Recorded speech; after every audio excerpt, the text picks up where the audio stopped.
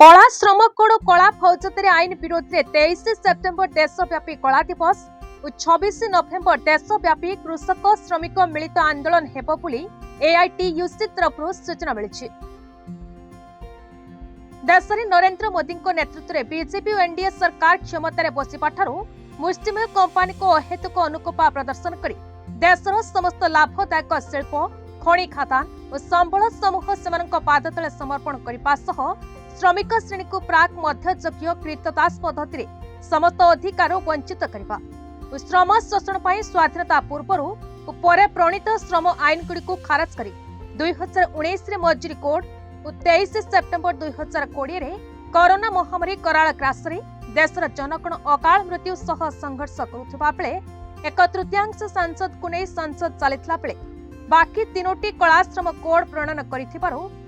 विरोध से आगामी 23 सेप्टेम्बर 2024 रे देशव्यापी केंद्रीय ट्रेड यूनियन और स्वाधीन फेडरेशन मानक पक्षरु मिलित भावे देशव्यापी प्रतिपाद कला दिवस पालन पई विशाखापट्टनम इस्पात नगरी रे अनुष्ठित एआईटीयूसी सर्वभारतीय साधारण परिषद अधिवेशन रे द्रुत आह्वान दिया जायछि। सही भली देशर कृषक मानक ऐतिहासिक आंदोलन फल रे 3 कला कृषि आईन प्रत्याहृत होइतले भी एही कला आईन प्रत्याहार बेले प्रधानमंत्री संसद रे दैथिबा प्रतिश्रुति एपर्यंत कार्यकारी न करिबा प्रतिवाद रे देशर श्रमिक कृषक छात्र युव महिला समेत सबु वर्गर जनगण को नहीं मोदी नेतृत्वाधीन बीजेपी एनडीए हटा भारत बंचा दाबी रे 26 नवेम्बर देशव्यापी कृषक श्रमिक मिलित आंदोलन पई एआईटीयूसी सर्वभारतीय साधारण परिषद अधिवेशन रे सर्वसम्मत आह्वान दिया जायछि। एआईटीयूसी सर्वभारतीय सभापति तथा पूर्वतन सांसद comrade Ravindra Kumar ML Yadav KP Rajendran Vidyasagar Giri Yusuf Mohammad Ramen Das Bant Singh पर जी ओबुलेसु सी श्रीकुमार और शेषाद्री को नहीं सभापति मंडली सेप्टेम्बर 1 रु 3 तारीख पर्यंत एक 3 दिनिया अधिवेशन परिचालन करथिले। एआईटीयूसी सर्वभारतीय साधारण संपादक कॉमरेड अमरजीत काउर गत 2023 मसीहा सेप्टेम्बर 22, 23 और 24 तारीख इतिमध्य वार्षिक राजनैतिक सांगठनिक आर्थिक और कार्य विवरणी उपस्थापन करथिले। जातीय संपादक मंडली बापली राउत रामकृष्ण पंडा कुणाल राउत निर्मल सिंह धलीवाल सुकुमार धामले मोहन शर्मा सी जोसेफ प्रमुख अधिवेशन में संयोजना करथिले।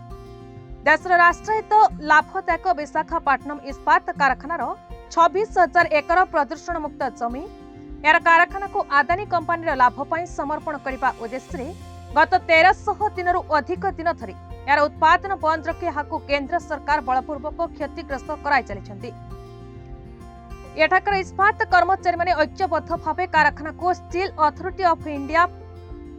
परिचालनाधीन कराई यहाको पूर्ण कार्यक्षम कराइबा दाबी आंदोलन जारी रखिथिबा बेले स्टील प्लांट सुरक्षा दाबी देशव्यापी आंदोलन पर आह्वान देथिले। मोदी सरकार दुर्नीति और भ्रष्टाचार विरोध में निंदा सह व्यापक आंदोलन आह्वान दिया जायछि। देश में सरकारी और कॉर्पोरेट संस्था खाली पड़िथिबा समस्त पदवी पूरण लेटराल एंट्री नाम कर्म संस्थान आशंक भविष्य अंधकार करिबार हीन प्रयास बंद करबा सर्वनिम्न मजूरी आईन भित्तिरे मजूरी निर्धारण करबा एनपीएस अथवा यूपीएस रो सठता बंद करबा पुराना पेंशन व्यवस्था पुनः प्रचलन करबा ईपीएफ पेंशन मासिक सर्वनिम्न 9,000 टंका धार्य करबा भ्रष्टाचारी सेबी अध्यक्ष समस्त कला कारनामा को प्रधानमंत्री सुरक्षा उपरे युग्म संसदीय कमिटी द्वारा तदंत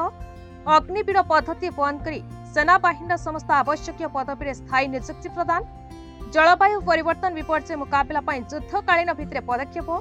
स्कीम वार्कर मान्यता प्रदान महात्मा गांधी भारतीय ग्रामीण कर्म नियुक्ति बाबद वार्षिक केंद्रीय व्यय बराद 2 लाख कोटी टंका प्रदान मनरेगा जॉब कार्डधारी को वार्षिक 250 दिन ग्यारंटी देवा शिक्षा और स्वास्थ्य सरकारी भित्तिभूमि को सुदृढ़ करने घरोई व्यवसायी कबल शिक्षा और स्वास्थ्य व्यवस्था को सुरक्षित रखा समेत 25 दफा दाबी नहीं देशव्यापी आंदोलन पर प्रस्ताव गृहीत होइछि। एही अधिवेशन में ओडिशा एआईटीयूसी राज्य सभापति अशोक कुमार दास साधारण संपादक विजय जेना कार्यकारी सभापति महेश्वर राउत राज्य संपादक जयंत दास, सत्यवती बाग, हरप्रिया स्वाई, नमिता साहू, प्रमोद मोहंती, मित्रभानु पोढ़, एन नारायण रेड्डी प्रमुख जोग देथिले। एआईटीयूसी ओडिशा राज्य साधारण संपादक विजय जेना ही साधारण अधिवेशन में उद्बोधन दे सरकार श्रमिक कर्मचारी विरोधी जनविरोधी नीतिर सूचना दे राज्य में व्यापक श्रमिक आंदोलन पर आह्वान देथिले। कोठाबाड़ी अन्य निर्माण श्रमिक फेडरेशन जातीय बैठक पुरी ठारे आगामी डिसेम्बर एवं अंगनवाड़ी फेडरेशन राष्ट्रीय अधिवेशन भुवनेश्वर में अनुष्ठित होगाको निष्पत्ति होइछि। Bureau report, Bharat news.